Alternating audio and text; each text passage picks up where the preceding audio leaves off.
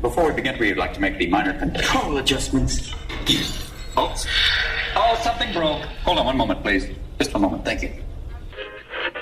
Throughout the entire show, don't move.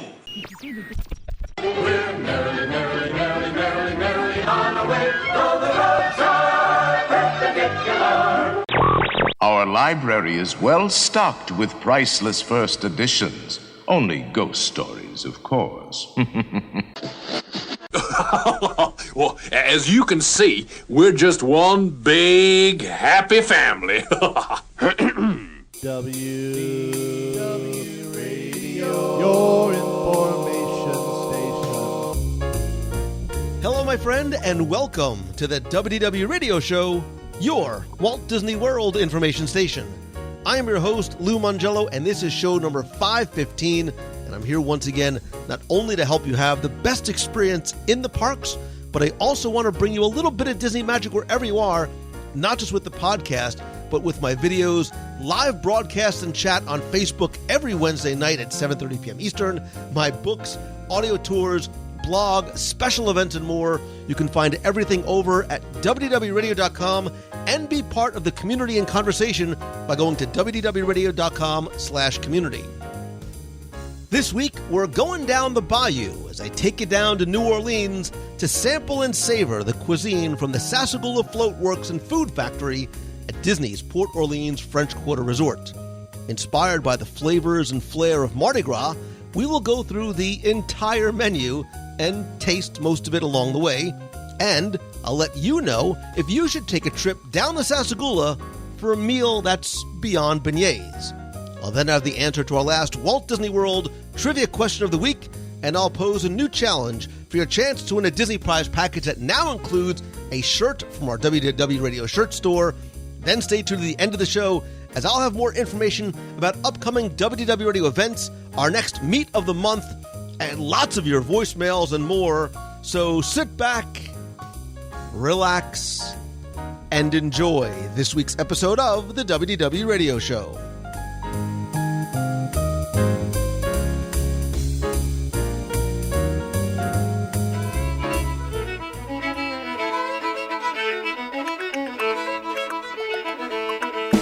All right, Lulu, let's get to it, darling.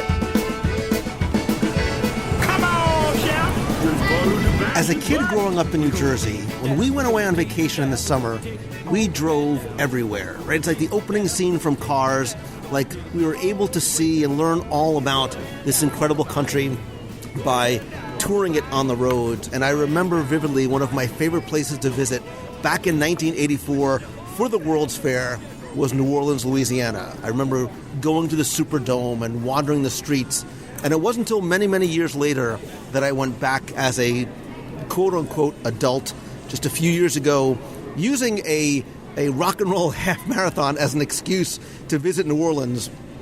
Me, my family, and my extended family from WDW Radio and the running team gathered from the four corners of the United States to meet up in New Orleans, and everything that I remembered about loving that city as a kid was amplified even further because I could really understand and appreciate the music and the people and the soul and the spirit and, most importantly, obviously, the food of New Orleans. It was one of my favorite trips that I ever took. I couldn't wait to go back and eat my way through that city once again. Unfortunately, I can't get there as often as I like, so I have to do the next best thing, which is go to either and or both of the Port Orleans resorts here at Walt Disney World. Each has its own unique flavor and flair and dining experiences. And today, we're back again to the Sassagoula Floatworks and Food Factory. Say that 3 times fast. We were here back on show 466, which was 50-some, almost probably more than a year ago, for breakfast. And we're here tonight to try dinner because I am in the mood for a little or a lot Southern comfort food. Jambalaya. And joining me once again on this culinary adventure is my family and yours. Ladies first, in reverse chronological order. Welcome back, Deanna. Good evening, everyone. Marion Rose, Hi. Nicholas Peter. I like food. Then you are in the right place, and clearly you are my son. Listen, when we went to New Orleans a couple of years ago, I think that was the thing that we remarked about the most. Look, I love the history of that city and the culture, and there's an energy as you walk the streets. But one of the things that we really loved the most was the food. I think we really, really did go on a culinary tour and try to eat as much and a wide variety of cuisines and flavors and experiences while we were there. And I know, Deanna, we remarked that was one of our favorite food cities as well as cities anywhere.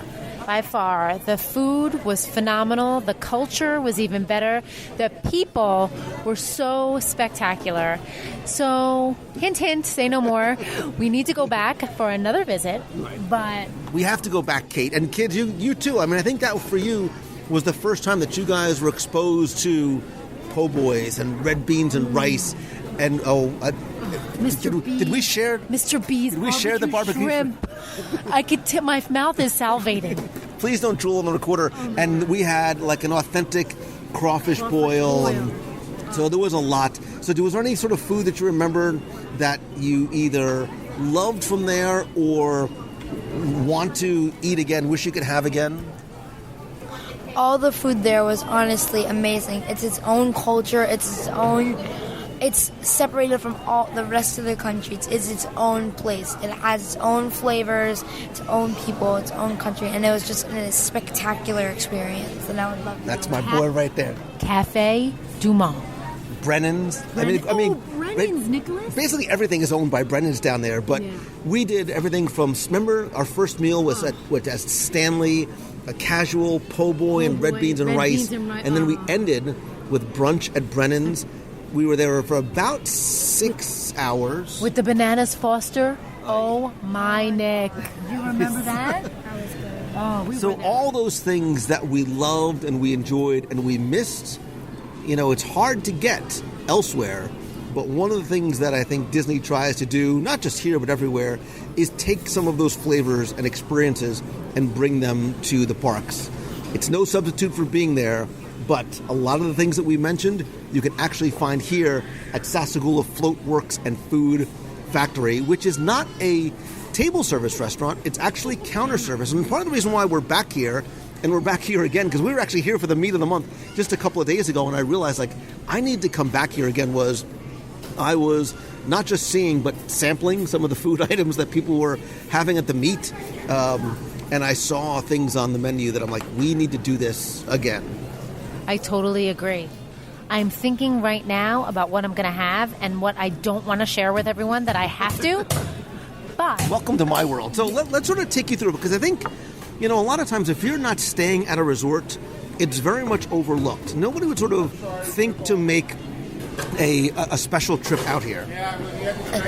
This is the closest thing here to an authentic New Orleans thing. It's nothing near the original, but it is still a very good experience that tries to replicate the culture. And you guys are happy because before the refurbishment of Sassagoula, there used to be the giant parade head with the parade float heads here, which were a little off-putting to you guys when you were younger. I didn't think this was Sassagoula's. I think it was the media event for it, so... This was not Marion's favorite place by far. You literally said when you walked in, you couldn't look up when you came here. Because, again, the idea is that this is a warehouse where they would store parade floats. And now if you look around, it's much more subtle decor. But if you look at some of the artwork on the walls and some of the posters on the walls, it very much explains that part of the story for you. But we're here. The environment is wonderful. And look, we're here for dinner. Right outside in the lobby lounge is Scat Cats, and there's going to be I believe it's a jazz trio out there tonight. We'll have to do a lounge review of Scat Cats at one night. But more importantly, again, this is a counter service walk-up location, which is divided up into 5 different stations. So there's a grill shop, there's a bakery shop, a carving shop, pizza and pasta shop, a kids' meal shop, and the beignet shop, which I know is in the bakery shop, but I had to come back around to that one more time. And one of the reasons why I wanted to come here for dinner was I was really surprised at just how extensive the menu is. And that's one of the things I think we're seeing as a continuing trend. Look, you go to places like Art of Animation or Pop Century and go to the food courts, and we're going to go back to both of those to review, because there's such a wide selection. So here in the grill shop, there are... In the grill shop... Look at... Remember Nicholas, he used to just wait his turn. Now he literally just grabbed the menu. So Nicholas, all right, tell us what's in the grill shop. There is the bacon cheeseburger with house-smoked bacon and cheddar cheese on a brochure bun, which sounds delicious. And how much is that? $13. Okay. Next is deluxe barbecue cheeseburger with barbecue pork, fried onions, and house-made pickles and cheddar cheese for $13.49. Chicken sandwich served with grilled or fried and topped with mushrooms, onions, Swiss cheese, and red pepper aioli for $11. And the cheesesteak with sauteed onions, banana peppers, and cheese sauce for $13. Interesting. So those are some of the items at the... God, and everything that you were saying, Nicholas, I am so hungry. Marion, you are... the other thing, too, I want to point out is that if you're noticing that a lot of these counter service places, they have these grab-and-go selections also, which actually is... There's a lot of healthy choices, which there's a lot of fruit choices. There's also some sandwich You need choices. to stop talking right now about the healthy and the fruit, because the next thing that I'm seeing from the carving shop... People are very focused on their health. Right. And I'm focused on my health. Snack option here. Right. You know what? Okay, the portion of my health that I'm focused on is the umami portion and the yummy portion and the jambalaya portion. In the carving shop, there's a jambalaya at $9.99. One of the things that we saw on the menu that was very intriguing was the create your own signature rice bowl. And I love this. I love being able to... This is one of the things I love about places like Satuli Canteen is sort of you can mix and match your ingredients. So here you can choose from pulled pork, catfish or shrimp, red or black beans, Cajun, dirty, or white rice at $12.99. We're so all over that. What are you thinking, catfish? Catfish, dirty rice, and black red beans. Red beans. All right, relax. Come on. So there's also, in the carving shop, there's 3 variations of the Southern Classic. There's a blackened ribeye, a fried chicken, or barbecue ribs. And they all come with machu, collard greens, mashed potatoes, glazed carrots, mac and cheese, macaroni salad, and red beans and rice. And the machu is like it's a Cajun Creole type of vegetable thing. Those all come in anywhere from $14 to $16.99. There's also create your own pasta, individual pizzas or family style pizzas, shrimp and grits. We got to get a cup of the gumbo as well, and a pretty large kids menu as well. There's a sustainable fish entree with a choice of sides, a ribs entree. Those are about $7 each, as well as pizzas, macaroni and cheese, and pastas with turkey marinara. So what I love is, because since our children are they've always been such great eaters, they do give the kids a smaller portion on the entrees that they offer for adults. Like, our kids would definitely order ribs or a fish or something like that, whereas some other children just would have a pizza or the mac and cheese. And they have nuggets and burgers and grilled cheese as well. They have all the good options. Right. They also, Marion, you, since I know your wheelhouse really is less of the savory and more of the sweet, would you like to tell us some of the things that are in the dessert/bakery shop? I'm very excited. You literally just smiled when I said that to you. I'm very excited. So there are the beignets, which you can get with a bunch of sauces for $3.99. You could get... What are the sauces? You could get 3 beignets for $3.99 with a choice of dipping sauce that is caramel, raspberry, or chicory coffee ganache. Oh, that's so good. For an extra $1.99. And then you can get 6 beignets with the same thing. Or you can get we're definitely getting this, the beignet ice cream sundae, which is your choice of ice cream out of the flavors that they have, and sauce. Choose any sauce with whipped cream and beignets for $6.49.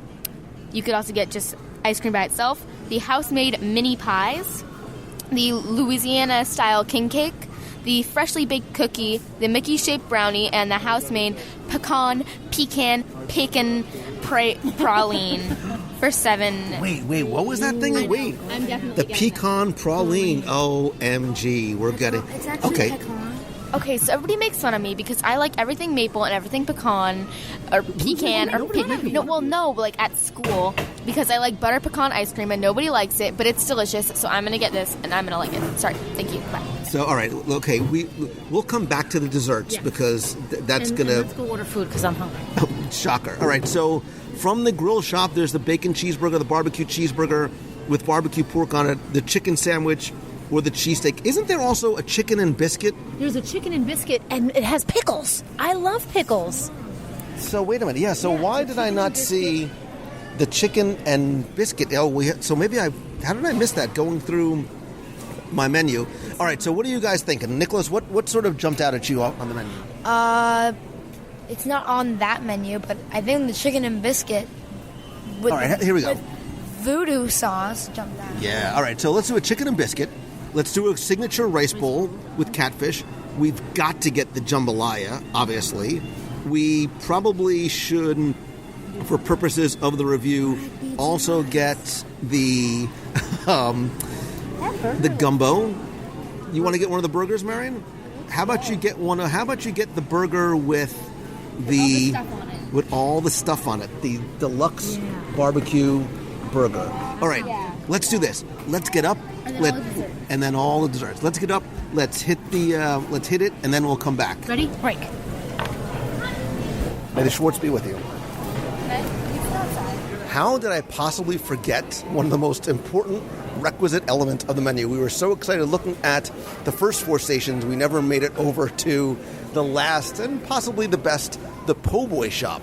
Because there's daily po' boys with shrimp or catfish at $10.99, a Sassagoula power salad, which you know I'm not getting, but I'll read it, it actually sounds good. It's kale, quinoa, cranberries, oranges, walnuts, red onions, citrus vinaigrette with chicken, shrimp, or tofu at $11.49, a French Quarter house salad at $11.49, a muffaletta, which again is a staple of New Orleans with sliced salami, mortadella, ham, and provolone with olive salad on a route. Oh, I almost want to get that too. The jambalaya, the gumbo, and kids' meals as well. So again, in the interest of research and science, I'm going to have to get the jambalaya. I've got to get the gumbo, and I probably need to get a po' boy as well, just to make sure that I completely run the culinary gamut. Okay, we divided, we conquered, and we got all our food at exactly the same time, and we decided for a little change of venue, we came outside, which I love, because it feels like a somewhat quieter, calmer version of the French Quarter. There's wrought iron, tables and chairs, under-ceiling fans. The horse-drawn carriage just went by. You hear the kids playing in the pool, the music off in the distance. But more importantly, I am surrounded, not just by good people, but more importantly, some delicious-looking food.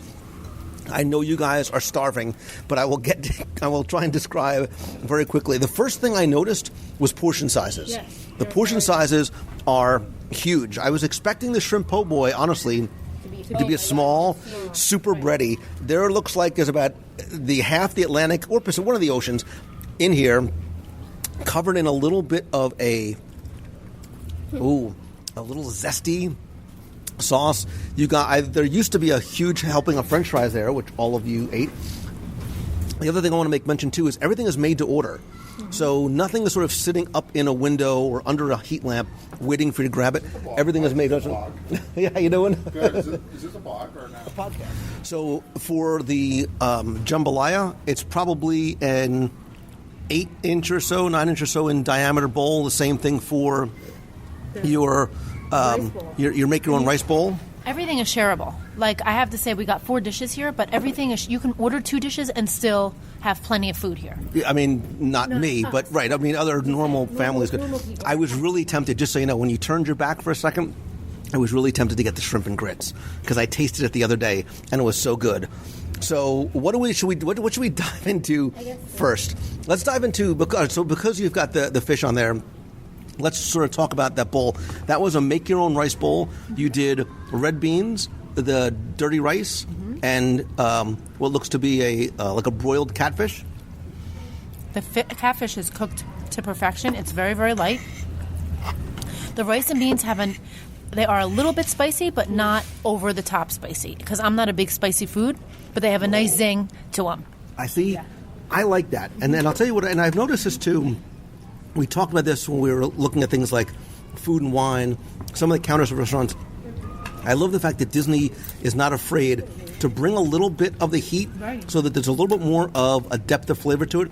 That's not, if you're not a spicy person, don't dismiss this as saying, well, I can't eat it because it's spicy. It's just, it's not spicy, it's spiced. It has excellent flavor, and it is spiced to perfection to actually fit the surroundings and the atmosphere where we are in New Orleans, because they do have a little bit of a kick. Actually, it does have a little bit of zip to it. I like that a lot. Marion, you're not normally a spicy person. You try that? I did, but my tolerance is very low.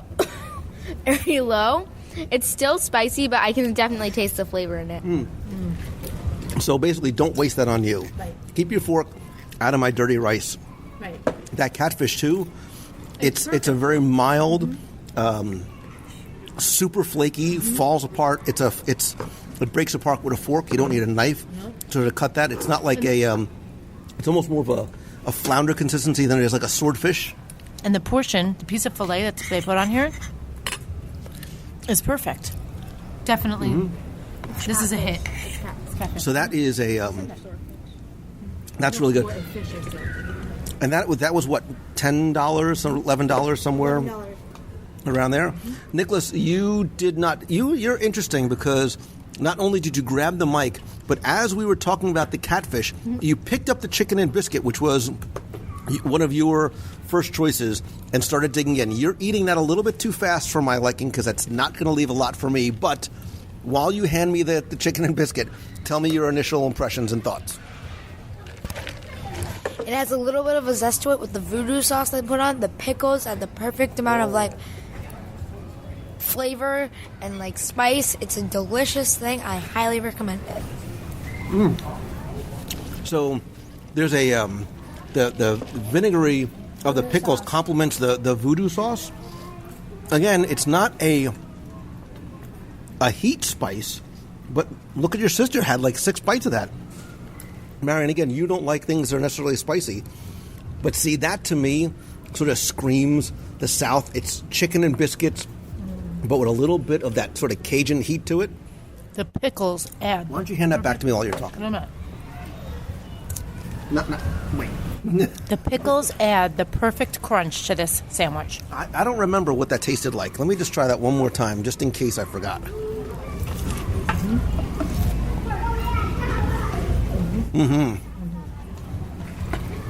Awesome. And that came with a choice of house-made chips or fries, all which were made right on the spot, right? It came with a choice of, you get 2 sides. The choices are house-made chips, fries, coleslaw, and pasta salad. Nice. I'm happy you went for the chips And the coleslaw. because I got the fries for the po' boy, which I think, why don't we hit the po' boy next? Because I really want to get to the gumbo and the red beans and rice. It's almost, can you help me out with this? Because this is almost an open-face type sandwich. It's probably a 7-inch or so piece of relatively crusty type of Italian hoagie roll. There's 2, 4, 6, there's probably 12 pieces of shrimp in there. Why don't you just give me one of the pieces of shrimp? Sure. And let me just make sure that these aren't poisonous. Yeah. Would you like one, Marion? Again, this was made to order. There was not a basket full of fried shrimp in there. He dropped them into the fryer. The aioli sauce is delicious. Nice crunch to it. Not oily at all. Sometimes they're heavily breaded, overly oily. Have you guys had a taste yet? I did. You did? What do you think? I'm still eating. Good. So while you're still eating, why don't you give me one with the bread now? Let me just make sure the bread is, perfectly. Let me just make sure I can't even. It's so big. Wait, I have to put the recorder down. This is a two-hander. Yeah.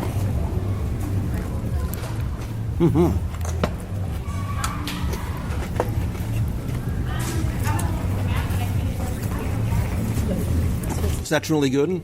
Again, it's almost a spicy mustard, as opposed to a.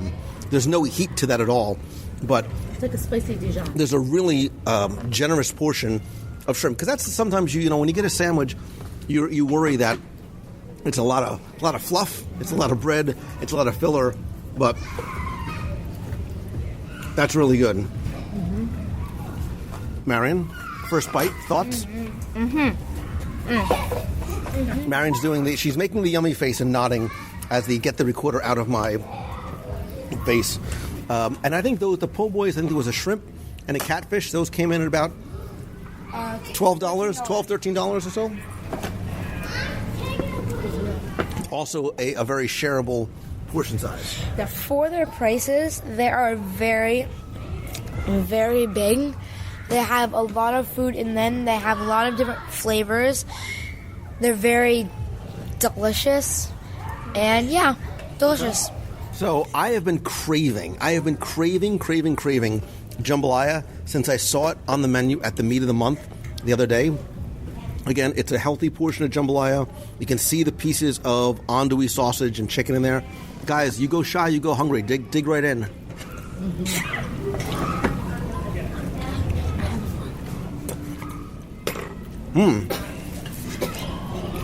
So again, I think sometimes when people hear New Orleans cooking jambalaya, you're concerned that it might be too spicy. I think this is just the right amount of heat. We were in New Orleans. I had some jambalaya that was oppressively hot. It takes away from the flavor when it's like that. Rice is cooked perfectly. It's tender. It's moist. There's a lot of meat in here. Again, 'cause sometimes you order jambalaya, there is a ton of meat in here. And seafood. Did you try?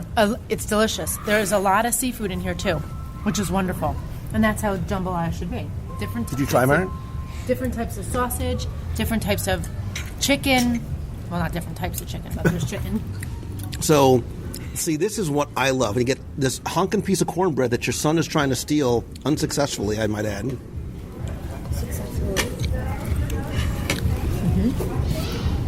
This so far is my favorite. I love a good jambalaya. Like sitting outside here on a cool night like tonight, a little bit of spice.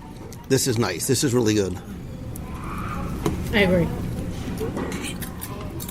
Like, I would come back here specifically for the jambalaya. Yeah. Like, and this is, just so you know, this is not just the dinner menu, it's also the lunch menu. So, sometimes I like to come out to different resorts to do work. Like, I could see myself sitting out here, a big old bowl of jambalaya, and we have one final thing left on the menu, which we can, and then we'll rank it, and then I'm sure you guys are too full for dessert, right, Marion? No. Are you basically biting, like you're basically eating daintily so you can leave room for dessert? I'm leaving room for dessert because you guys are going to be so full, and I cannot put any of the pecan praline to waste. So I'm eating very sparingly. Marion, you've eaten with us before. Nothing's ever going to go to waste. This is all going to... But you know what I'm going to do? While Nicholas is getting spoons, I'm going to take a piece of this cornbread, and I'm going to dip it right there into the gumbo. Mm-hmm. Nice, healthy portion of gumbo with some white rice in the middle. All right, so last, certainly not least, is the gumbo. Nicholas has already dug in. We had gumbo probably every day while we were in New Orleans. It's made differently. It's spiced differently. Oh, that's different. I should try this again. Wait a minute. It's nice because they put a nice heaping portion of white rice in the top that actually gives it a more hearty, like if it was cold outside kind of feel, it would give you that. So that sneaks up on you, right? So I taste it first. I'm like, oh, it's not too spicy. And then you let it sit there for a second. And right there on the back of the palate, you get that little bit of a zing of heat. Marion's looking like you're not a spicy person, are you? No, I am not. I am definitely more on the sweet side. I know, you're holding out for desserts. So, Nicholas, you are a child, or you play one on TV. What do you think of, if you can come up for air for 2 seconds, what do you think of the jambalaya? I'm sorry, the gumbo.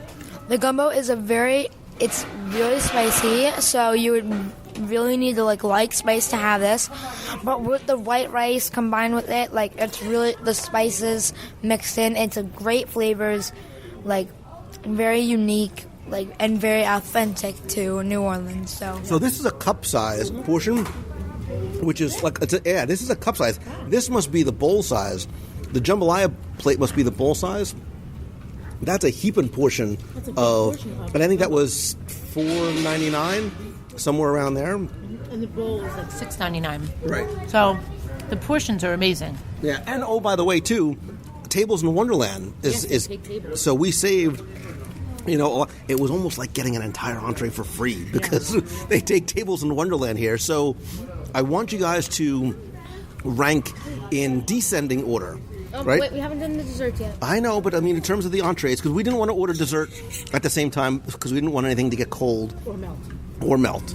Or both. So if you had to rank these, now, Marion, some of this stuff was a little spicy for you?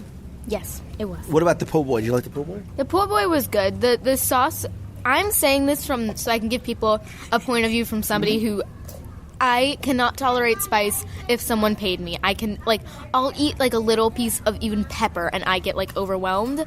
But like, you're such a delicate flower. Gee, thanks.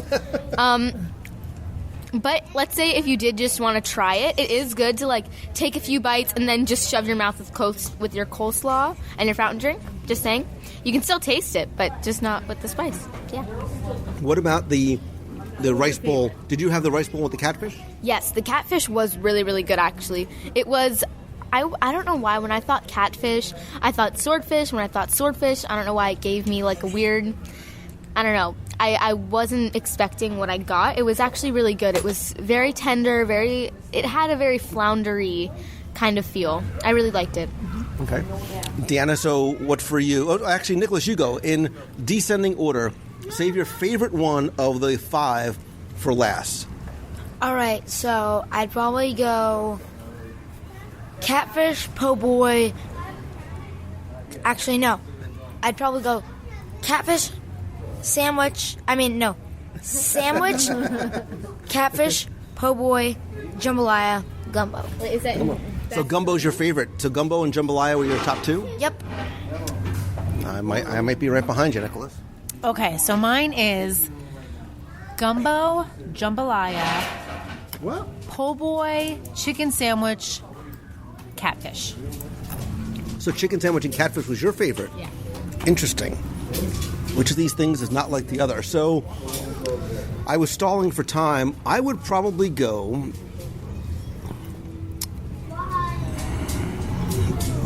Gosh, I really do like chicken and biscuits.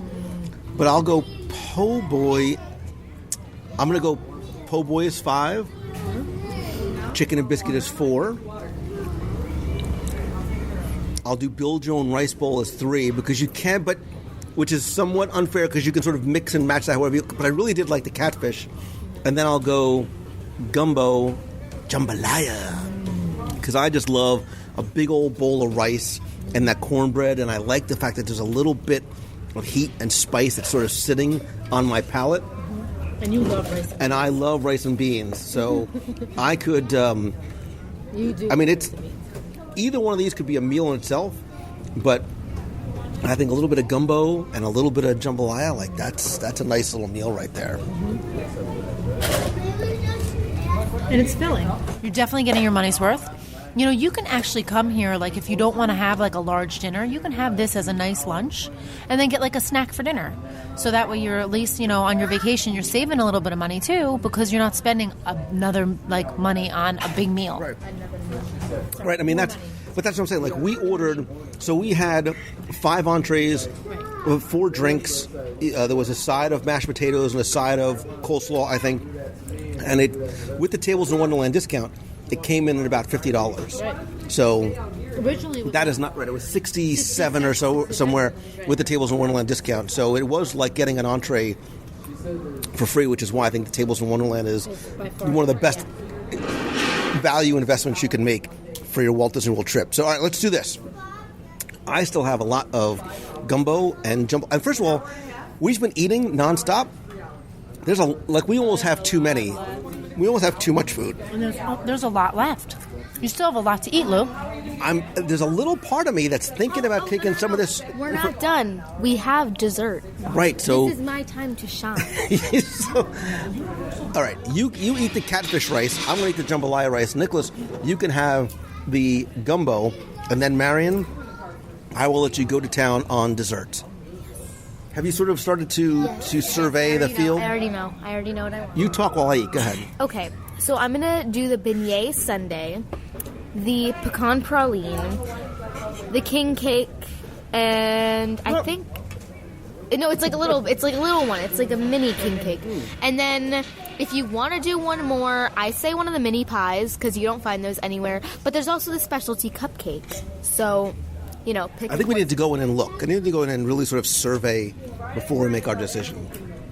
But I'm going to stop recording so I can start eating, and then we'll be back for dessert.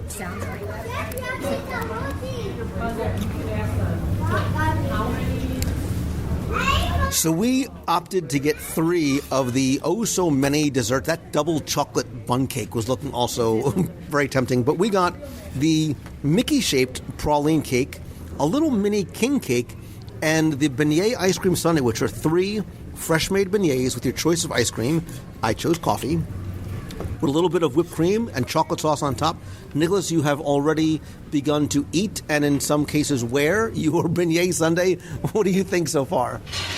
The coffee, it makes me think of when we got coffee and beignets at Cafe Du Monde. It's like a little cafe au lait in the morning, nice warm beignets, powdered sugar everywhere. You're making the yummy sound over there. The warm beignet with the coffee is delicious. Marion, what do you think? Well, I love beignets, and the powdered sugar is great. Plus, with the ice cream, I'm not a big fan of coffee, but it actually wasn't that bad. I actually kind of enjoyed it with beignets, so yeah. And that's why I got it, because it made me think of being back at Cafe Du Monde. Like, it's quintessential New Orleans. The beignets they're fresh, they're flaky. I like the fact that they're a little dense as well. They are definitely dense, but you know what? They do. They bring you right back to sitting in that cafe with that chicory coffee. And by the way, they do have chicory coffee that they sell here too, that you can have with your beignets. Like me, those beignets are light and fluffy. I was going to say delicious, but that would have made it weird. So, and I think this came in at $6.99, somewhere around there. You get, which is pretty good because it's almost the same price as just ordering 3 beignets. Yeah. So to get that 6 beignets. 6 beignets, okay. Marion, you, again, not waiting for the rest of the group. You dug right into the praline pecan Mickey-shaped pie. It's so good. It is amazing. Oh my God. Absolutely. It's like pure maple sugar with little pecan chunks in it, and it's so good, and I want to eat it every day, and I love it so much. Yeah, I know why you like that, because it is pure sugar with pecans and praline. But maple flavor. And I love it is. It does have that maple, but it's it's not like a dense cake. It's almost like a crumbly. It's like a candy. It's a candy. It is almost like candy. It's like that maple candy you get from Canada. Right. That I absolutely love. It's like my favorite candy. But I do love that sweetness of the pralines and the crunchiness of the pecans. That wait a minute. Okay, something like that in the morning with a little cup of coffee before you make it out to the parks. You load up on the caffeine and sugar, and you are good to go. You are good to go. Last, certainly not least, again, when you think New Orleans, you think Mardi Gras. I think king cake. Actually, I think Cajun Kringle from Haydell's Bakery, which is probably one of my, if not my favorite dessert anywhere. The first time somebody sent me one in the mail, I ate the whole one by myself and I didn't share. I ordered a second one so you guys wouldn't think, so I could let you try it. And that was like a family-size one. This is like a small little bun cake. I don't think there's a baby in any one of these. I hope not, because I probably ate it. So, give me your thoughts on the king cakes. You know, it almost has like a cinnamon in it. It's almost like a cinnamon roll with like king cake colors. Which Actually, that's what it looks like. You did a cross section of it. It does. It looks like a cinnamon roll with the king cake sugar on top. Yeah, and I'm not complaining. It's very good. It's very, it is pretty light and airy, pretty flaky. Like you. Haha, that's funny. Oh, come on, it's kind of funny. And then they have a lot of frosting on it with a lot of sprinkles, so it balanced out. No reason why you like it. It was good. It was like a cinnamon bun with icing. It's definitely on the sweeter side. I think of I all... love the praline so much. It's my favorite thing. I love the praline. I would buy 10 of them. I think the praline is your favorite. Nicholas, which is your favorite dessert? The beignets. You look like you're ready for a nap. You look like you're ready to fall asleep. That's my boy. I'm so proud of you. That's the way it's supposed to feel. Again, not being the sweet guy, the warm beignets with a little bit of powdered sugar, that coffee ice cream. Like, I could sit out here. I would actually go back inside. Oh, look at that guy eating that cheesesteak sandwich. It looks so good. I would actually go inside and get a cup of coffee, sit out here. Look, the street lights just came on. It's a beautiful, picture-perfect night out here. Inside, people are already lining up outside of Scat Cat's Lounge for the jazz trio, which, when we went to New Orleans, was one of my favorite memories, was sitting in the lobby bar with that jazz trio. You guys were doing your running thing. We just had such a lovely time, and that's what this reminds me of. It's that that romantic, historical sense that you get from New Orleans and that French Quarter, and obviously here at this French Quarter. So, all right, so I want you to each make for me your perfect Sassagoula Floatworks and Food Factory meal for lunch or dinner. All right, first I would have a nice bowl of gumbo with like a nice water or tea or coffee. And then when I'm done with that, I would go back up and get the beignets sundae and eat that. Wow, okay, so gumbo and beignets. Gumbo and beignet sundae for you. All right, Marion? Well, I would probably do maybe the chicken biscuit without the voodoo sauce, because that was the only thing that made it spicy, and then I would go back and get 5 pecan pralines and eat them all myself. Mine was the rice bowl with the catfish and the praline as a dessert.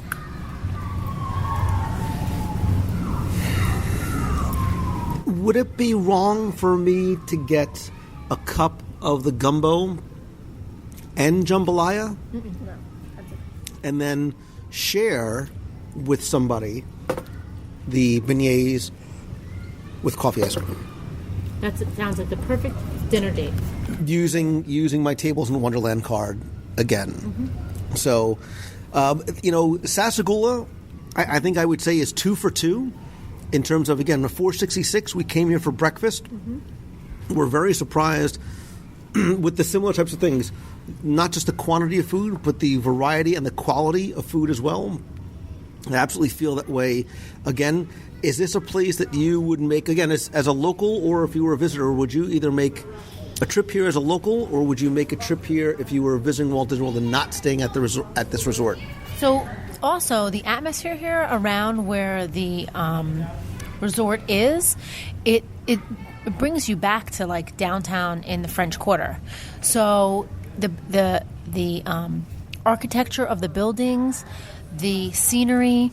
So when you walk around like the pool area, the way they have the buildings, it's amazing. It's beautiful. I would definitely come here and stay here, or just come as a local and eat here. Yeah, this is one of, if not my favorite, moderate resort. It's the smallest of all the resorts. I love the pool. Again, one of the things that when I used to visit here from New Jersey, I said was a potential drawback of French Quarter was that they didn't have a sit-down restaurant. They didn't have a table service restaurant. And before they did the update, which obviously it needed, I thought that the quality of the food here was not one that I would certainly come to or certainly come back for. I think that very much has flipped since they made the change about a year or so ago. This is a resort that I think, like Riverside, you can make a special trip out to. You can go and eat at Boatwright's there, or you can eat at Riverside Mill, which we almost went to tonight to review. We'll have to go back and do Riverside Mill. You can go eat there and then stay for Yeehaw Bob. And I think here it's the same thing. You can come here, you can wander around, you can eat, and then go out and either go to Scat Cats or sit outside Scat Cats. You know, you don't need to go inside the lounge itself and listen to, you know, the nightly jazz music. I'm sure you can sit out here and hear the jazz music just as, you know, and it sounds just as fabulous in there. So. And because it's small, it's not crowded. Like there's, you know, we were here at the prime of dinner time. It's spring break. It's not crowded. Even inside, you know, Yeehaw Bob draws a crowd every single, it's like it's the first time he's performing. There's not a huge crowd here. So it's definitely a little bit more of a quieter, more relaxed, laid-back atmosphere, which I absolutely dig. So, French Quarter, I loved you before. I love you even more now. And did you guys notice inside the little nods to Princess and the Frog throughout Sassagoula? I love that. Princess and the Frog is one of my favorite Disney movies. Again, I think it's not only beautifully drawn and executed, but I absolutely love the music there. And like the song says, I think Port Orleans, French Quarter, and Sassagoula takes me down and back to New Orleans, and it's definitely worth the trip. So Marion, Deanna, Nicholas, and you, my friend, our friend, the listener who's sitting at this wonderful table outside at French Quarter, thank you so much for joining us. Let me know if you have tried Sassagoula, Floatworks, and Food Factory for lunch, dinner, and or breakfast. And if so, what do you think? Go to www.radio.com/community. That's our Box People group. We can continue the conversation there. You can also tweet me, Facebook me. I am at Lou Mangello, or better yet, call the voicemail at 407-900-9391, either with your thoughts, with your review, or from Port Orleans French Quarter. And I hope to see you down in New Orleans once again. Adios. Au revoir. Au revoir is probably a little bit closer than adios. Gracias. Favorite song from Princess and the Frog, go. Aloha. I don't know. Favorite song from Princess and the Frog? The Mama Odie one. Yeah. How's that go again? I have no idea. Well, I have an idea. I'm just not going to sing it. Go ahead and sing it. Exactly. See ya. Wait, I have one more thing to say. Goodbye in French is Aïe Vivoria. Au revoir. Au revoir. Close enough. There you go. Close enough. There you go. Favorite character from Princess and the Frog? The frog. Whoa. Louis the Alligator. He's a nice guy. I like him. And like Louis the Alligator, I also played the trumpet. I could have given goodness. You know what? When we go home, I'm going to find the trumpet in the garage. I'll serenade you guys. I know exactly where you're going. So do I. Herb Alpert's Rise. It was my jam back in the day. It was. When the Saints go marching in. Nothing. I'll play. That doesn't sound too bad. A redhead on my left arm, a brunette on my right, a blonde or two to hold the candles, and that seems just about right. Hey, Louis, life is short. When you're done, you're done. We're on this earth to have some fun, and that's the way things are. Celebrate when I'm human.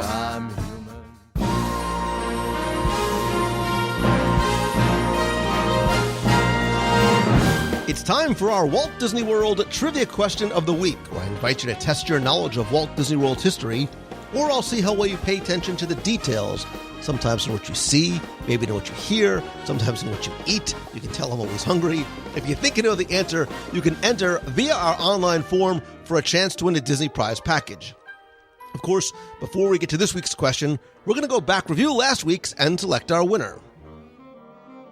So last week we were talking all about the Muppets, my interview with Dave Goelz a couple of weeks ago, and really things like the Muppets that brought me back to my childhood, including my ongoing love for video games. Not that I have as much time to play as I did when I used to go to Woodbridge Center Mall and Route 1 and play for hours on end in Spaceport. I didn't date very much, in case you couldn't tell. But anyway, Walt Disney World, believe it or not, it's a little quick trip down memory lane. Walt Disney World still, thankfully, has a lot of great arcades, although Penny Arcade on Main Street, USA, may you rest in peace. I miss you so very much. And your question last week was to tell me, what is the name of the arcade at Disney's Art of Animation Resort. Again, thanks to the more than 1,000 of you that entered, got this one correct, and sometimes got creative and or shared photos of you playing video games from the 80s. I dig the outfits. I still have some of them in my closet. But anyway, the answer to last week's question is, of course, the Pixel Play Arcade. Again, that very sort of retro name, retro feel. And I took all of the correct entries, randomly selected one. And again, you were playing for my 102 ways to save money for and at Walt Disney World book. All 7 of my virtual audio walking tours of the Magic Kingdom, all of which, by the way, still on sale for just $10 at the WDW Radio shop. A WDW Radio Magic Band cover, some stickers, a pop socket for your phone, and I'm going to randomly select a shirt from the WDW Radio shirt store over at wdwradio.com/shirts.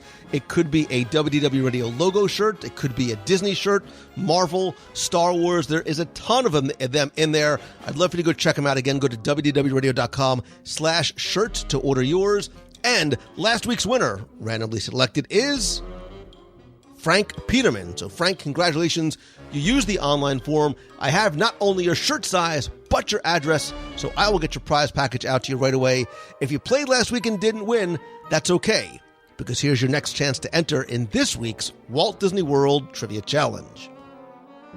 So I'm going to keep this one pretty simple-ish and straightforward, because I want you to try and think and remember, or you can do the Google if you have to, where in Walt Disney World have you heard, or maybe can you hear, this phrase: "Here in the realm of eternal darkness, nature has provided her creatures with their own eerie luminescence." That's it. Tell me where in Walt Disney World you can or could have heard that phrase. Go to wdwradio.com, click on this week's podcast, use the online form there to not only submit your answer, but your shipping address and your shirt size, because you're playing for the exact same prize package as you did last week, including one of the shirts from the store. So you have until Sunday, April 1st, to get your entries in. So good luck and have fun.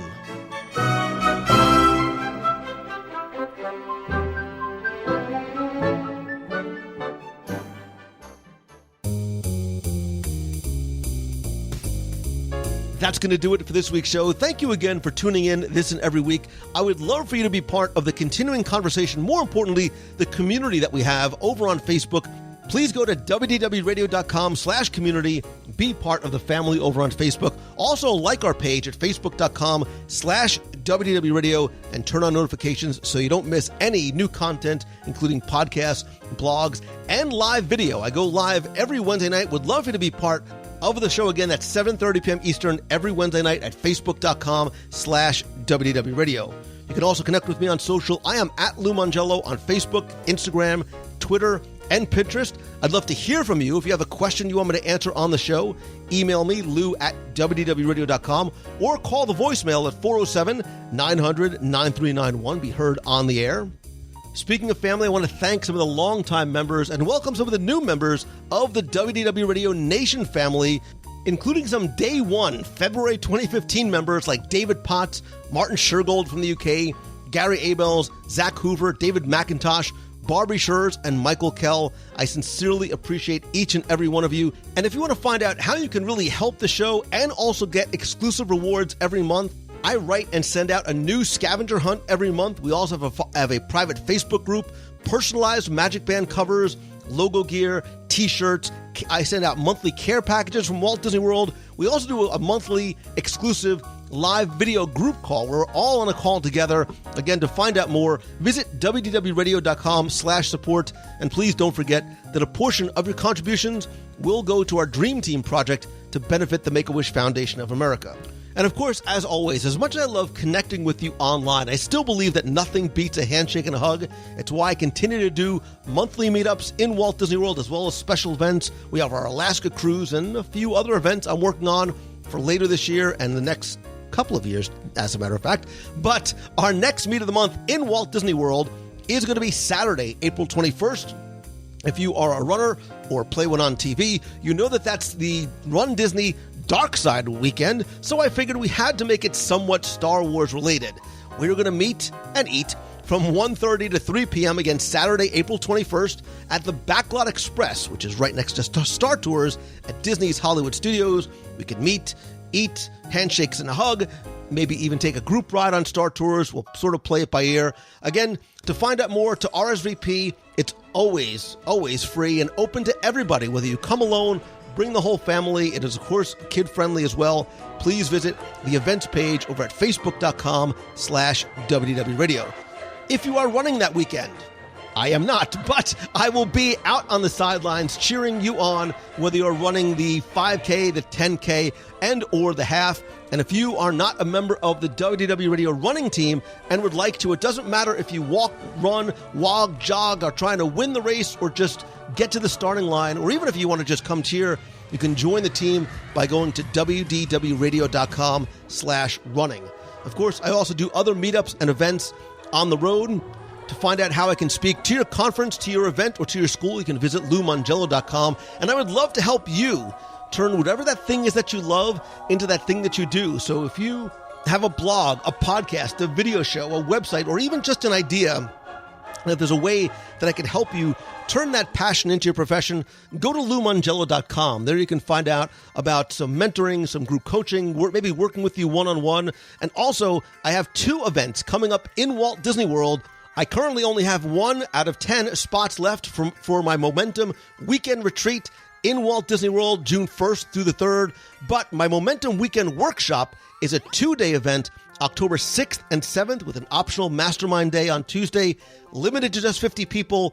This is a way to sort of come together in an intimate setting to learn and share and discuss and troubleshoot and make real changes to your life and business.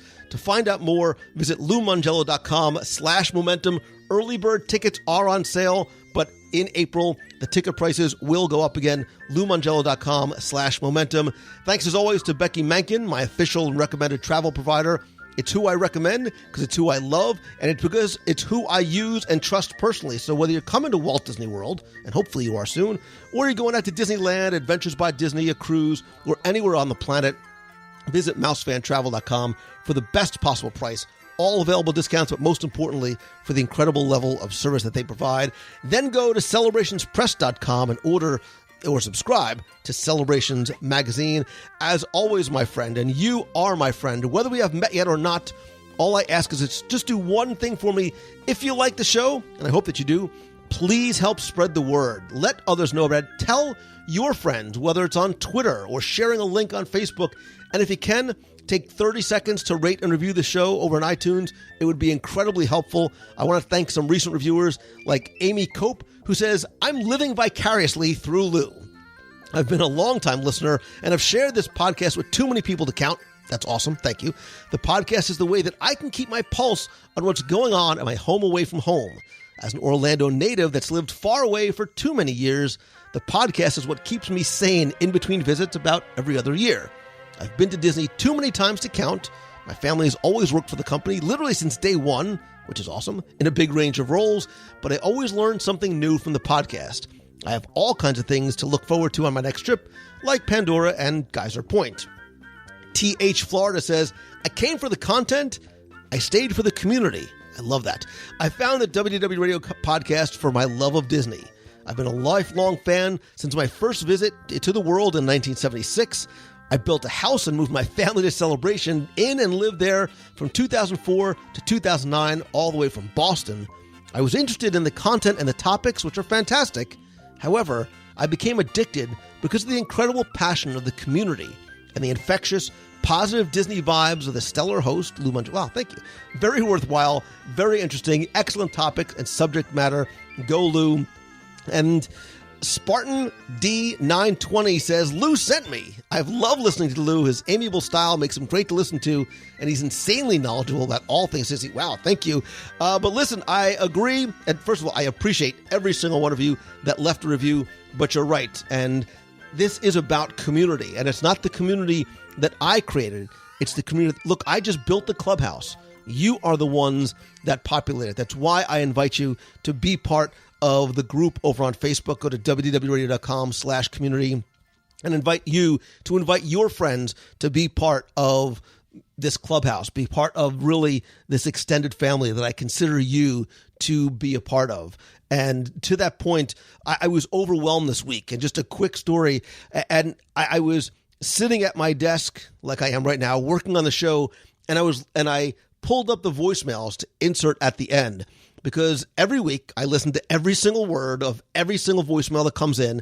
And this week I thought something was wrong, like very wrong, because my voicemail box was flooded with messages, like far more than I have ever seen in the past 13 years of podcasting. I saw the number and I started to panic. And I was like, Mangello, what did you do? Because I must have said or done something really bad, and here's the barrage of audio hate mail. I was wrong. Instead, I've been sitting here, I am okay to admit, literally crying with my head in my hands. Why? Because of the stories that you guys have been sharing with me via voicemail, including ones that I'm going to play right after this, but some that weren't meant for the show, that you indicated were just meant for my own ears. And they're everything of stories of long forgotten memories and make-a-wish dreams that have been fulfilled, and children and parents and love and friendship and loss and joy and pain and personal triumph. And I am speechless as I listen to the stories and the kind words and the sentiments, not just about Disney and this place that many of us consider home, but this relationship that you and I have. I love this medium because I believe it is so incredibly intimate, because unlike a blog where you can't hear the laughter, the passion, the emotion, I think that this is so much more personal and so much intimate. And I appreciate you not just taking the time to listen, but to tweet me or to Facebook me or message me. And to every one of you that called the voicemail, I will promise in the next few weeks, I will play all of those voicemails that you guys, gave me permission to play on the show, because it really is a testament to you. And again, I just sort of built up the walls of the clubhouse, but you are the ones that come together. And I think the reason why we have something different and something unique and something special, it's not because I don't care about the numbers of people that are there. I care about the people that are there. I care about you. And I think that you become magnets for the kind of people that you want to attract. And that's why we get along so well in the Box People group, when we do Meet of the Month, when we go on group cruises together, or just run into each other in the parks. And I am humbled and grateful, and in ways that I cannot express, to you and for you, for not just listening, but for being my friend, for being part of this extended family and creating this very, very special community that you have built. So be very proud of this thing that you have accomplished, and this thing that you are such an important and special part of. I love and appreciate you, and I don't use that love word lightly.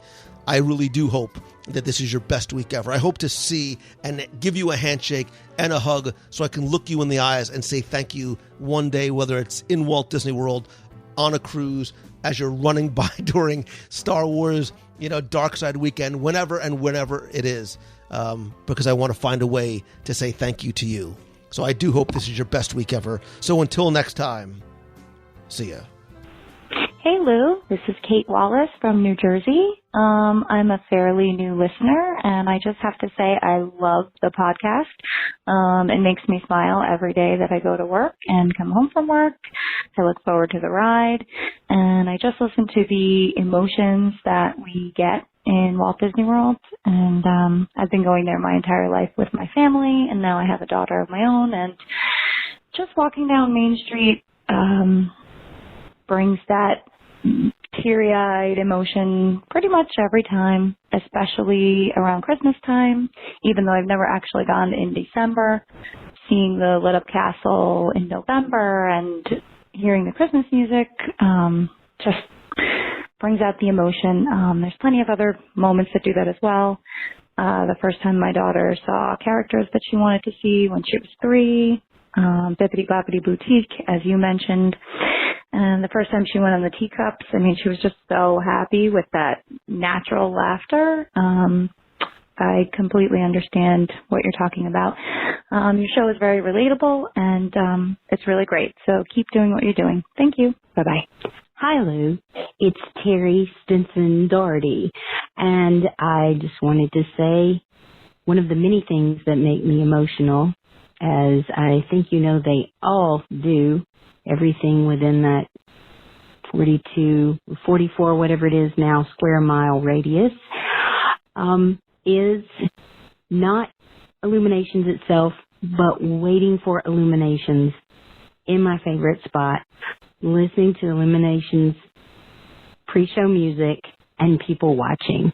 I'm sitting there by myself, even when my family is with me and they're off doing World Showcase shopping, and I'm just saving that spot in Italy, unless it's being taken by some dessert party. I have a very bad look on my face right now. But anyway, just sitting and people watching just is the greatest joy, and I am not going to cry while I tell you these things. I'm just telling you that is what brings me joy, and I know that's kind of strange and unique. And every trip when I first lay eyes on Spaceship Earth, I'm like, hey, I really am. Anyway, so that's mine. That's all. And I am not crying, and have a wonderful day. And this said in my best northern accent. Y'all have a great day. Bye. Hey Lou, it's Christine Morrison from Flowertown, PA. Hope everybody's doing good. We're about to get more snow today, and tomorrow. I thought it was spring, but not sure about that. Anyway, I'm listening to your latest podcast with little Timmy Foster about emotions in Disney World, and a few things sprung to my mind. One of my absolute favorite things that I'll never forget, we were at the Pixar live show where they have the orchestra playing music and then showing the clips, and that's at the Beauty and the Beast Theater. We went, and it was amazing. And at the end of the show, or near the end, they look over to my 15-year-old boy. You know, they don't like to show emotion at that age. Everything's cool. You know, they have to be cool. He's crying. And he looks at me like, uh-oh, you caught me. So I put my hand on his knee, and I was like, I gotcha, no worries. But he's crying over this show. It elicited that much emotion out of a 15-year-old boy, which I thought was amazing.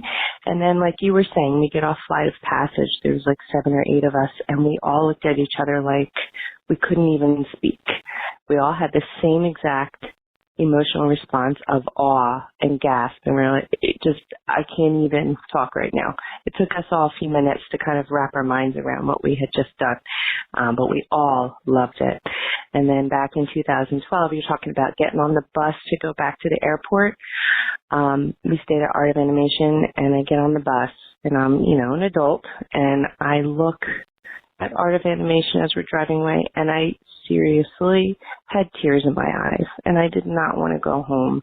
I could stay in Disney World forever. So have a wonderful week. I just wanted to let you know some emotional memories that I have of Disney World. So have a great week. I'll see you guys tomorrow night in the box. Take care, everybody. Bye. Lou Mongello, this is Jason Elkins from Andersonville, Tennessee. Just listened to the emotion themed podcast and had been wanting to call in forever. Been a long time listener, and just hadn't really found the right moment to do so. But that triggered something in me that I started thinking back to some trips that my family had taken, and the first trip we had taken as a family was in 2015. My wife and my daughter and I, she was about 2.5, 3 at the time. And when we were standing outside the Magic Kingdom for the first time, I had her up there on my shoulders, and I could see the look in her eye, the smile on her face was the same one that I'd had probably, I think the first time I'd went was in 1982 with my family. And that just, I mean, that moment meant the world to me, that I was able to take her to a place that meant so much to me as a kid. And then kind of fast forward a little bit, the next trip we took was in 2017, and we had added another daughter, and we went to, we took them to Bippity Boppity Boutique, and they got dolled up there, and then we went to Cinderella's Castle and had dinner, which was amazing. Watched the fireworks from a window seat. That trip could never be duplicated. If that had been the last time we would have went, that would have been absolutely perfect. But we have been fortunate enough to go back since, and that'll be a trip that we're chasing. I mean, there was everything on that trip it just went seamlessly. It's unbelievable. But thanks for all that you do, and really appreciate the podcast and the information that you pass along and share with everyone.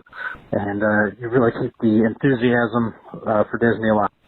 Hi, I was calling to share my thoughts in response to what is the most emotional moment or memory in Walt Disney World.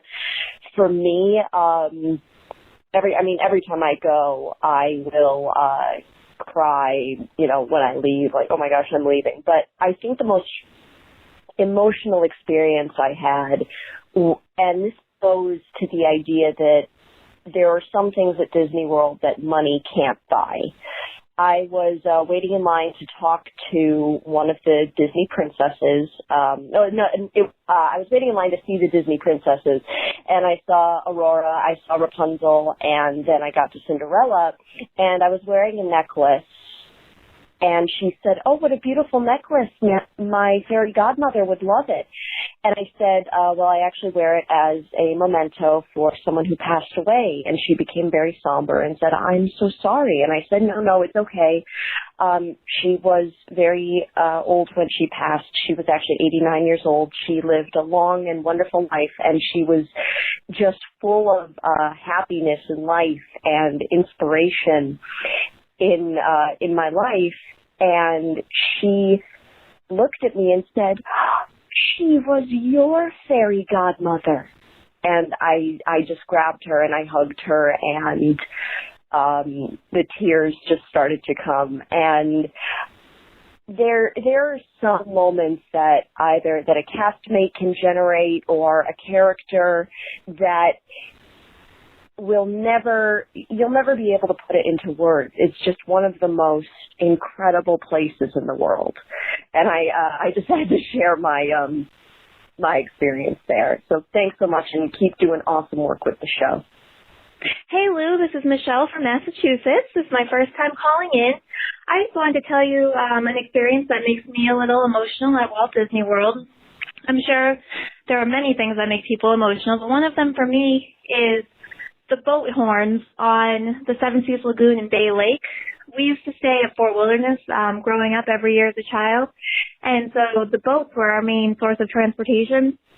So when I hear that horn, it gets me excited, because when I was little, it meant that we were going somewhere fun.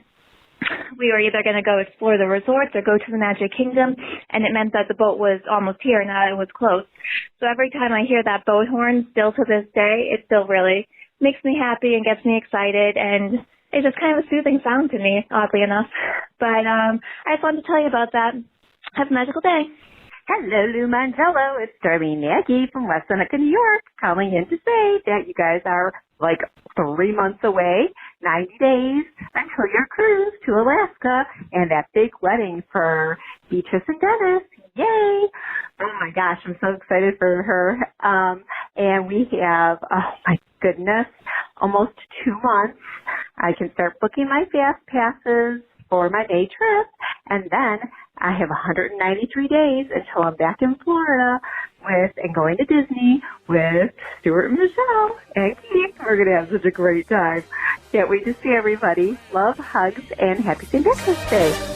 You've got a friend.